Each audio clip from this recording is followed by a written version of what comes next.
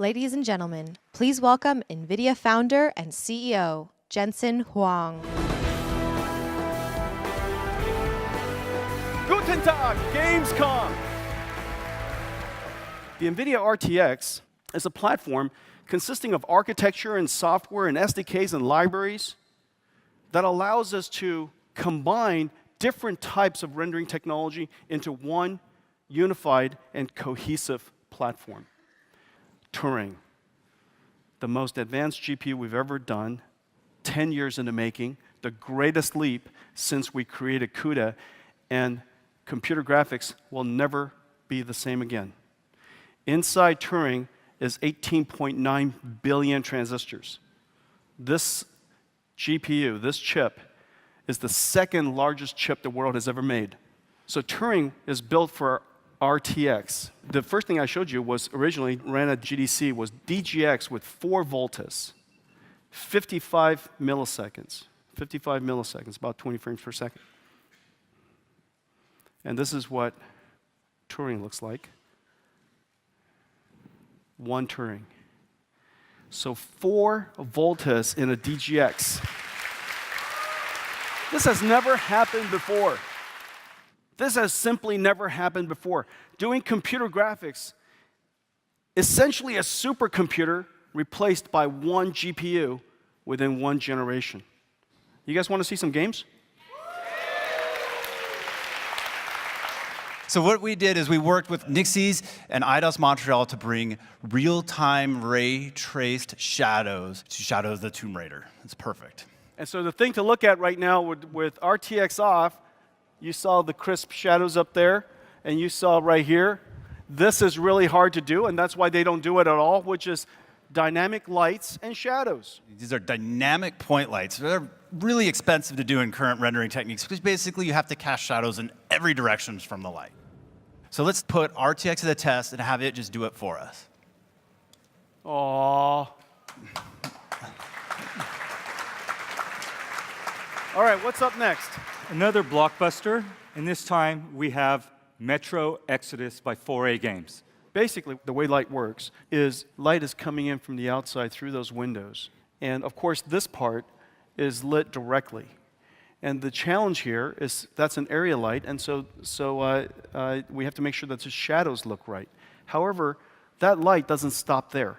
That light bounces around this room, and it illuminates different parts of the scene, depending on how close they are to that particular light. And maybe in the creases and the corners, it's really super dark, but in other places, it's more light, and direct light, it's completely bright. And so lighting this room using traditional computer graphics lighting is just incredibly hard. And this is the perfect showcase for global illumination. Okay, let me show you. Assetto Corsa Competiziano, the reflection on the windshield. You guys know how screen space reflection works. If it's not on the screen, there's no way to take that image and reflect it onto the surface. And as a result, look at the glass on top. You see that car, you see the Ferrari up there? It's reflected on top. All of the rails all the way down are reflected. No errors, no weird banding, no weird distortions.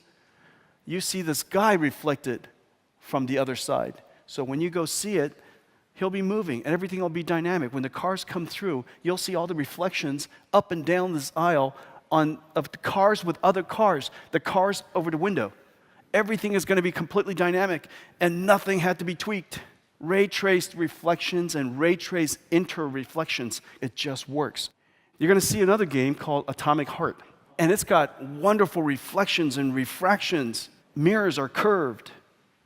Curved mirrors. Nobody does that. It's impossible. Not for ray tracing. You get this area light underneath, casting that soft shadow for the robot behind it. Everything is physically based. All the materials are rendered beautifully. And so area lights, reflections of the scene that you can't see in the scene. So screen space just doesn't work. And yet everything just works here. You guys want to see an amazing game? I can't wait for this. This is probably one of my family's favorite games. We've been working together on implementing RTX into Battlefield 5. So now if we look down in the ground with RTX on, we'll see the flame, we'll see the soldiers moving, We'll see everything. And now if I turn RTX off, we lose everything. We lose all the detail, all the context of what's happening in the scene. But with RTX on, you just get a much more cohesive image and a better understanding of what's happening around you. So one thing we also pay particularly much attention to in Battlefield is just the weapons, accuracy, making sure the smallest detail is correct. And you can see even there, the flames are reflecting properly in the wood of this gun here and in the windows in the back. And now if I turn RTX off again, you lose all this detail. There are so many other RTX games coming your way. Developers all over the world are working hard on RTXing.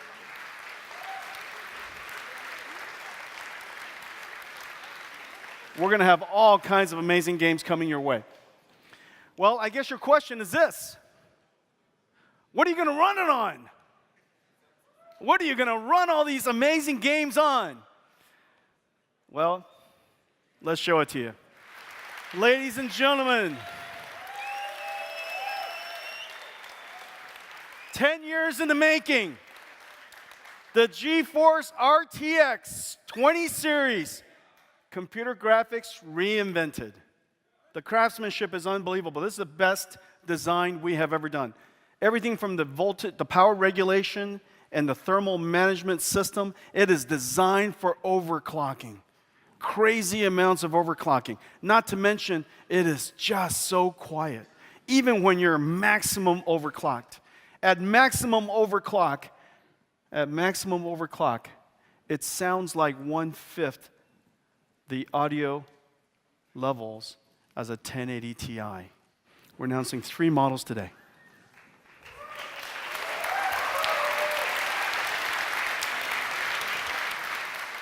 The RTX 2070 with 6 gigaраys per second, 5 times that of a Titan X.